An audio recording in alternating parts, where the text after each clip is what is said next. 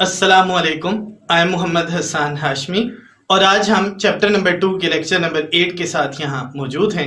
आज हमने बात करनी है इंटरनेट के ऊपर।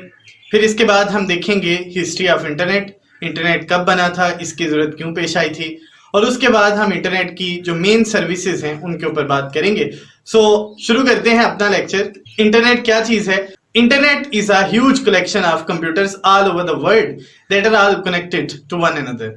इंटरनेट बेसिकली इसके सिवा कुछ नहीं है कि हमने जितने भी कंप्यूटर्स वर्ल्ड वाइड पड़े हुए हैं उनको आपस में कम्युनिकेशन लाइंस के जरिए से जोड़ दिया हुआ। बेसिकली हम इसे एक ग्लोबल नेटवर्क के नाम से रिप्रेजेंट करते हैं। कंप्यूटर्स हमेशा याद रखिएगा मुख्तलिफ कम्युनिकेशन या टेली कम्युनिकेशन लाइंस के जरिए से आपस में जुड़ा होता है, जैसे फोन लाइंस हैं, कोएक्सियल केबल्स हैं, फाइबर ऑप्टिक्स हैं। मुख्तलिफ तरह की जो लाइंस हैं उनके जरिए से हमने कंप्यूटर्स को आपस में एक दूसरे के साथ जोड़ दिया और इसी चीज को हम इंटरनेट कहते हैं। It is the basic purpose of internet to find information that is stored on different types of computers that are also called as host or servers। हमारे पास मुख्तलिफ तरह के कंप्यूटर्स होते हैं जहां पे मुख्तलिफ तरह की इंफॉर्मेशन मौजूद होती हैं। हम उस इंफॉर्मेशन को एक्सेस करने के लिए भी इंटरनेट का इस्तेमाल करते हैं। बेसिकली आजकल जो इंटरनेट है वो कॉमन कम्युनिकेशन प्रोटोकॉल की वजह से हर एक इंडिविजुअल तक बआसानी पहुंच रहा है। उस कम्युनिकेशन प्रोटोकॉल को हम TCP/IP के नाम से रिप्रेजेंट करते हैं। इंटरनेट ने पूरी दुनिया को ग्लोबल विलेज बना दिया हुआ है जहां पे किसी भी तरह की इंफॉर्मेशन, चाहे वो बुक्स के अकॉर्डिंग है, मैगजीन्स के मतलब है, इंसाइक्लोपीडियाज के मतलब है, या किसी रेलिवेंट मटेरियल के मतलब कोई भी इंफॉर्मेशन है, उसको इंटरनेट की मदद से हम बआसानी हासिल कर सकते हैं। हम घर बैठे किसी भी तरह की इंफॉर्मेशन तक रसाई हासिल कर सकते हैं और ये सारा कुछ जिस वजह से मुमकिन है ये इंटरनेट ही की वजह से मुमकिन है। अगर हम बात करें कि इंटरनेट का आगाज कब हुआ था, तो एक्चुअली 1960s के अंदर रशिया और अमेरिका के दरमियान कोल्ड वार स्टार्ट हो गई। ये जंग अजीम दोयम के बाद का वाकया है जब दोनों बड़े मुमालिक, दोनों सुपर पावर्स ने आपस में रवाबित को बिल्कुल खत्म कर दिया था। उस वक्त दुनिया का पहला नेटवर्क जो 4 कंप्यूटर्स के ऊपर मुश्तमिल था उसके ऊपर काम शुरू किया गया। इस प्रोजेक्ट को आरपा का नाम दिया गया। आरपा stands for advance research project agency. बाद में यही प्रोजेक्ट डिफेंस ऑर्गेनाइजेशंस के हिसाब से चलाया जाने लगा। इसका नाम रख दिया गया डारपा, यानी defence advance research project agency. अब इसमें मुख्तलिफ तरह की जो ऑर्गेनाइजेशंस थी, एजुकेशनल इंस्टीट्यूशंस और रिसर्च ऑर्गेनाइजेशंस ने भी पार्टिसिपेशन शुरू कर दी। उसके बाद इस नेटवर्क की वुसअत का अंदाजा आप इस तरह लगा सकते हैं। वो नेटवर्क जो 1960s में 4 कंप्यूटर्स के ऊपर मुश्तमिल था, आज वो billions of the computer devices के ऊपर बेस करता है। मुख्तलिफ ऑर्गेनाइजेशंस में, जिनमें NSF, IEEE, ANSI और ISO, ये वो इंस्टीट्यूशंस हैं जिन्होंने इंटरनेट को फैलाने में दुनिया में बहुत कलीदी काम सरंजाम दिया है। डारपा ने मुख्तलिफ एजुकेशनल इंस्टीट्यूशंस के साथ मिलके तो एक ऐसा नेटवर्क बनाया जो पूरे यूरोप और पूरे अमेरिकन स्टेट्स तक बआसानी इंफॉर्मेशन को फैलाने का सबब बना। आजकल हम जो इंटरनेट इस्तेमाल करते हैं, याद रखिएगा ये डारपा और NSF नेट ही की बदौलत हम तक पहुंचा हुआ है। 1989 में जितने भी प्रीवियस नेटवर्क्स थे उनको किसी एक कॉमन कम्युनिकेशन सोर्स के साथ अटैच कर दिया गया और इस मकसद के लिए सबसे बुनियादी काम वो नेशनल साइंस फाउंडेशन का था। आज इंटरनेट हर एक शख्स तक जो बआसानी एक कंप्यूटर डिवाइस को ऑपरेट कर सकता है, इंटरनेट उस तक पहुंच चुका है। अगर हम इंटरनेट की सर्विसेज की बात करें तो सबसे कॉमन जो सर्विस इंटरनेट के लिए अवेलेबल है, it is called as WWW। हम इसे फुल फॉर्म के अंदर वर्ल्ड वाइड वेब के नाम से जानते हैं। बेसिकली वर्ल्ड वाइड वेब क्या है? Millions of the website R linked with each other, so it is the collection of millions of websites. जो मुख्तलिफ वेबसाइट्स आपस में लिंक्ड हैं उनकी कलेक्शन को हम वर्ल्ड वाइड वेब के नाम से जानते हैं। एक वेबसाइट क्या चीज होती है? एक website contains different web pages that contains multiple types of information. It may be text, it may be video contents, it may be audio और समथिंग एल्स। किसी भी तरह का जो कंटेंट है उसको हम एक पेज के ऊपर अगर इकट्ठा कर दें तो वो वेब पेज बन जाता है, और अगर हम वेब पेजेस को इकट्ठा कर दें और उनको एक दूसरे के साथ इंटरकनेक्ट कर दें, लिंक कर दें, तो हम इसको वेबसाइट कहते हैं। www ने बेसिकली इंफॉर्मेशन को एक कंसाइज वे के अंदर हर यूजर तक पहुंचाने का जिम्मा लिया और आज हम जिस भी इंफॉर्मेशन को सर्च करना चाहें हम रेलिवेंट कीवर्ड्स या वर्ड्स सर्च करते हैं और हम अपनी मुतलका इंफॉर्मेशन तक बआसानी पहुंच सकते हैं। और ये काम अगर किसी ने किया है तो वो www यानी वर्ल्ड वाइड वेब ही की बदौलत हुआ है। इसके बाद एक और सर्विस की बात करते हैं, हम उसे ईमेल के नाम से जानते हैं यानी इलेक्ट्रॉनिक मेल। इलेक्ट्रॉनिक मेल क्या है? बेसिकली एक ऐसा जरिया है जिसके जरिए से हम अपने मैसेजेस को बआसानी दूसरी जगह पहुंचा सकते हैं। इसके जरिए से फाइल्स को, फोल्डर्स को ट्रांसफर करना इंटरनेट की वजह से मुमकिन हो सका। मैसेजेस जो हम इसके जरिए से सेंड करते हैं वो किसी भी फॉर्म में हो सकते हैं। इट में बी ग्राफिक्स, साउंड्स, इट में बी सिंपल टेक्स्ट और वीडियो कंटेंट्स। हम इंफॉर्मेशन को एक जगह से दूसरी जगह ईमेल के जरिए से बआसानी पहुंचा सकते हैं। हमारे पास ईमेल की बहुत सी सर्विसेज हैं जिनमें जीमेल, याहू, हॉटमेल और इस तरह की और बहुत सी सर्विसेज हैं जो हम इस्तेमाल करते हैं। ईमेल का फायदा क्या है? ये टाइमली और फास्ट कम्युनिकेशन का एक जरिया है। ये चीप है, बहुत सस्ते जरिए से हम मैसेजेस में सेंड कर सकते हैं। सेफ है, सिक्योर है और हम इसके जरिए से आसानी से मैसेजेस को कम्युनिकेट कर सकते हैं। एक और अच्छी चीज जो हमें इसमें देखने को मिलती है, हम laptop, computer, mobile accessories, tab के ऊपर बआसानी ईमेल कर भी सकते हैं और उसको रिसीव भी कर सकते हैं। मतलब इसके लिए कोई स्पेसिफिक डिवाइस ना भी अगर हो तो हम बआसानी मैसेज को कम्युनिकेट कर सकते हैं।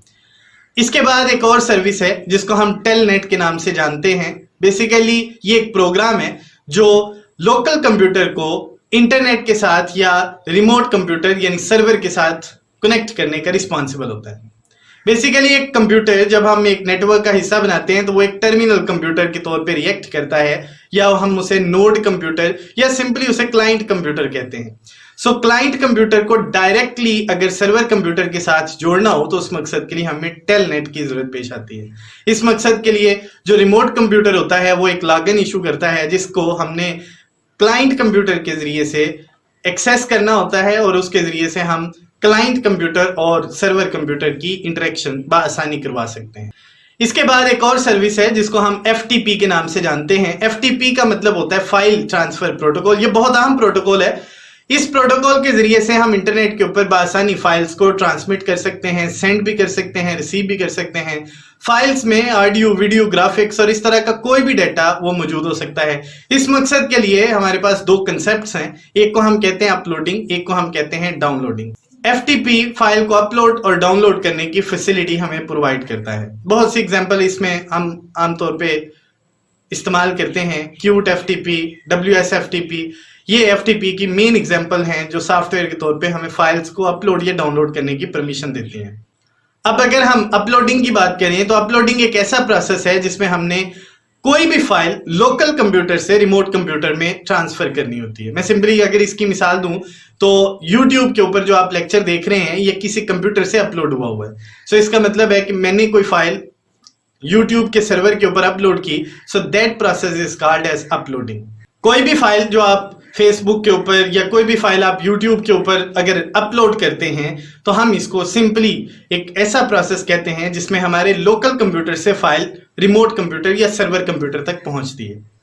और अगर इसका रिवर्स हो, जैसे अगर हमने रिमोट कंप्यूटर से कोई फाइल अपने कंप्यूटर में महफूज की या ट्रांसफर की तो हम इसे डाउनलोडिंग कहते हैं। जैसे मैं सिंपल इसकी मिसाल देता हूं, आप मेरा लेक्चर डाउनलोड करते हैं तो हम जो स्पेसिफिक टर्म इसके लिए यूज करेंगे, it is transferring the data from the remote computer to the client computer. Remote computer या सिंपली हमारे पास जो रिमोट चैनल है वो YouTube है, और जो आपका कंप्यूटर है जिसमें आपने फाइल को महफूज किया या ट्रांसफर किया, that is simply local computer, and this phenomena is called as downloading.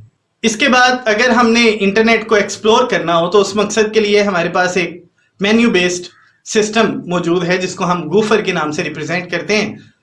Basically internet और उसके रिसोर्सेज को ओपन और एक्सप्लोर करने के लिए इस्तेमाल होता है। इसके अंदर ये ऑप्शंस और अवेलेबिलिटी मौजूद हैं कि हम किसी भी इंफॉर्मेशन जो इंटरनेट के ऊपर मौजूद है हम उसको रिट्रीव भी कर सकते हैं और हम उसको सर्च भी कर सकते हैं। बेसिकली इसके जरिए से कोई भी ऑर्गेनाइजेशन किसी भी जरिए से कोई भी इंफॉर्मेशन सर्च भी कर सकती है और उसे महफूज भी कर सकती है। इसके बाद हमारे पास इंटरनेट की एक और फैसिलिटी है जिसको हम चैट ग्रुप्स के नाम से रिप्रेजेंट करते हैं। बेसिकली इसके अंदर हम अपने व्यूज को, आइडियाज को एक्सचेंज करते हैं उन लोगों के साथ जिनका इंटरेस्ट बिल्कुल वही होता है जो हमारा है। सो एक जैसा ग्रुप जिसमें एक जैसी information on the basis of the similar interest real time के अंदर अगर हम एक्सचेंज करें तो हम इसको चैट ग्रुप के नाम से रिप्रेजेंट करते हैं। इसके अलावा अगर हम बात करें इंट्रानेट की, ये एक और फैसिलिटी है जो इंटरनेट की वजह से हमें मिली है। ये क्या है? ये एक प्राइवेट और सिक्योर बिजनेस नेटवर्क होता है जिसमें हम बआसानी इंफॉर्मेशन एक कंपनी या ऑर्गेनाइजेशन के अंदर सेंड कर सकते हैं या रिसीव कर सकते हैं। इंफॉर्मेशन हमेशा याद रखिएगा चूंकि प्रोटेक्टेड होती है from unauthorised person. So simply अगर हमने एक ही ऑर्गेनाइजेशन के अंदर अपने एम्प्लॉयज के साथ या एडमिनिस्ट्रेशन के साथ इंफॉर्मेशन को एक्सचेंज करना हो, हम इंट्रानेट इस्तेमाल करते हैं। सिंपली ये किसी भी ऑर्गेनाइजेशन का इंटरनल नेटवर्क कहलाता है। इसके बाद अगर हम एक्स्ट्रानेट की बात करें तो extranet basically collection of intranet होता है। दो या दो से ज्यादा इंटरनेट कनेक्शंस को अगर हमने इकट्ठा कर दिया हो तो हम सिंपली इसे एक्स्ट्रानेट कहते हैं। याद रखिएगा ये भी एक सिक्योर्ड नेटवर्क होता है जिसमें इंफॉर्मेशन सिर्फ उन्हीं ऑर्गेनाइजेशंस के दरमियान रहती है जिनका ये नेटवर्क होता है। अब आखिर पे हम बात करते हैं HTTP की। हम इसे हाइपर टेक्स्ट ट्रांसपोर्ट प्रोटोकॉल के नाम से रिप्रेजेंट करते हैं। याद रखिएगा ये वो कम्युनिकेशन प्रोटोकॉल है जिसने आपको आपके कंप्यूटर को वर्ल्ड वाइड वेब के साथ अटैच करना होता है या जोड़ना होता है या लिंक करना होता है।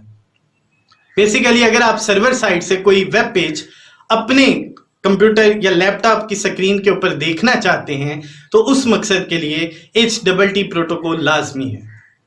इस प्रोटोकॉल के बिना कोई भी वेब पेज आपके सिस्टम के ऊपर या आपके लैपटॉप के ऊपर कभी भी एक्सप्लोर नहीं होगा। कभी भी आपको कोई वेब पेज नजर ना आए अगर ये प्रोटोकॉल आपके लैपटॉप के ऊपर या आपके कंप्यूटर के अंदर मौजूद नहीं है। इसका प्राइमरी फंक्शन ये होता है कि इसने वेब सर्वर और उस HTML पेज को जिसको आपने सर्च किया या आप उसे देखना चाहते हैं आपके वेब ब्राउजर के ऊपर उसको दिखाना और सर्वर से इंटरेक्शन करना, ये इस प्रोटोकॉल की बुनियादी रिस्पॉन्सिबिलिटीज में शामिल होता है। बेसिकली ये एक कंप्यूटर यूजर को इंटरनेट को एक्सेस करना ग्रांट करता है। उम्मीद है आज के लेक्चर की आपको समझ आई होगी। अगर इसमें कोई भी चीज जिसकी आपको समझ नहीं आई और आप पूछना चाहते हैं, आप कमेंट में भी मेरे साथ राब्ता कर सकते हैं। इसके अलावा आप ईमेल के जरिए से भी मुझ तक मैसेजेस पहुंचा सकते हैं। अगर आपने इस चैनल को पहले सब्सक्राइब नहीं किया तो आप इस चैनल को सब्सक्राइब कर लें ताकि हर आने वाली नई वीडियो वो आप तक बआसानी पहुंचती रहे। अपना बहुत ख्याल रखिएगा, दुआओं में याद रखिएगा। अल्लाह निगहबान।